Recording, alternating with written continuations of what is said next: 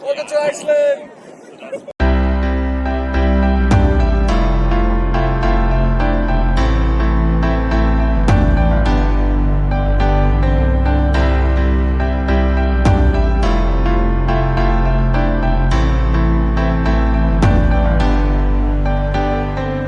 How's it going, guys?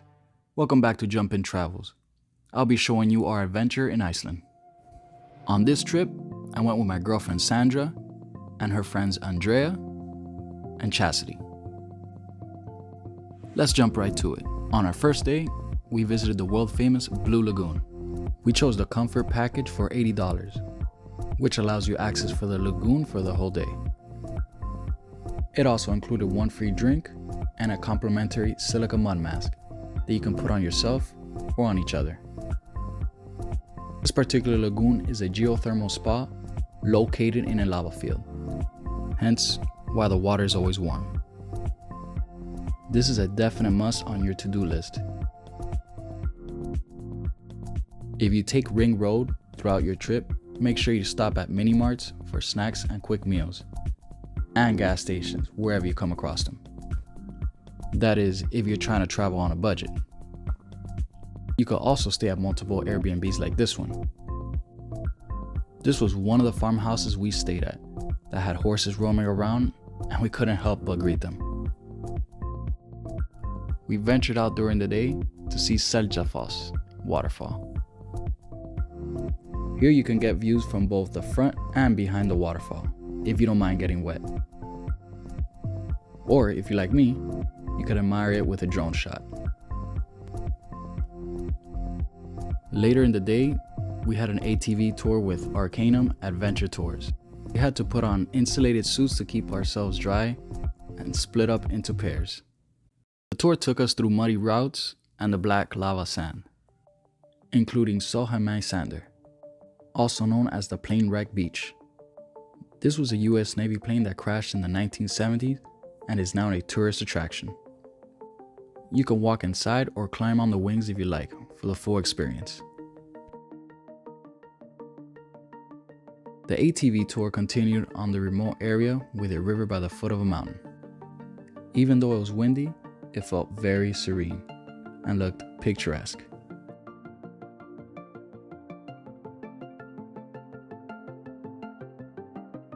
It was so peaceful, I had to slap my friends back to reality. We finished the day with a brewery found nearby to grab some much needed food. It was a nice hole in the wall with a variety of burgers and craft beers. The following day, we drove by Rutshellir Cave. It's said to be the oldest and largest man-made cave in Iceland. It's also considered to be a haven for those that believe in Icelandic myths. Who knows? Maybe you get lucky the rest of your travels.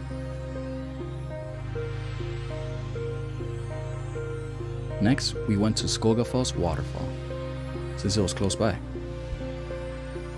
This waterfall is popular year-round. You can take the stairs to go to the top if you like to see the view from above. Personally, I thought the view was better from below.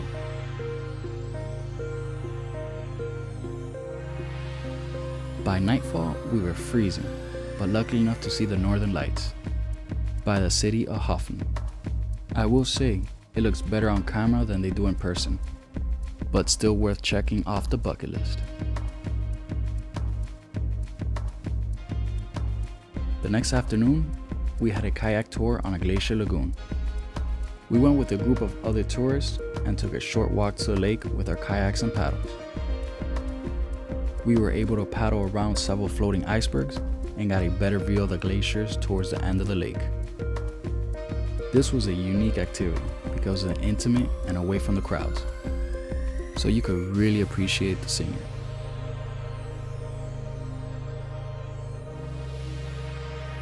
Along our drive, we stopped at this beautiful canyon.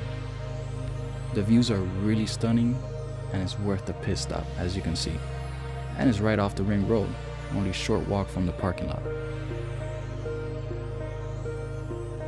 We found a 50s style diner called ICELAND for breakfast the following morning. It had a pretty cool interior, and you can buy the classic glass bottles of Coke. Afterwards, we drove about 3 hours to find this hidden gem called Stuolagil Canyon. These basalt columns can be found in eastern Iceland and require about 2.5-mile hike to get to the foot of the canyon. We were short on time, so we couldn't explore the lower side of the river. But I suggest coming here with time to get the best pictures from the bottom with the canyon in the background. Another Airbnb we stayed at was this little cabin by a river near the main road.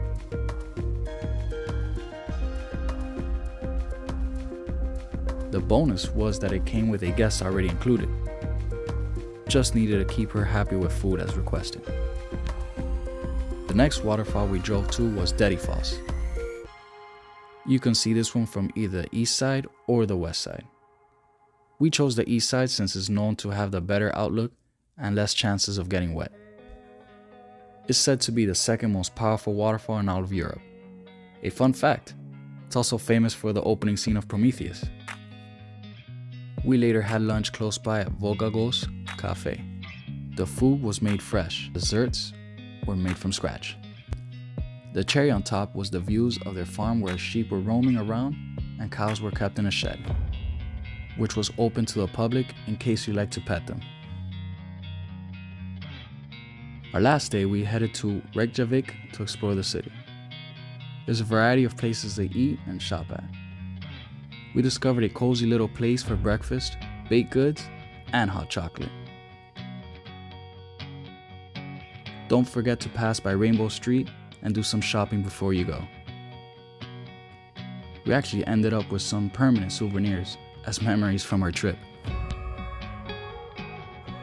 Iceland was definitely filled with activities and places to see.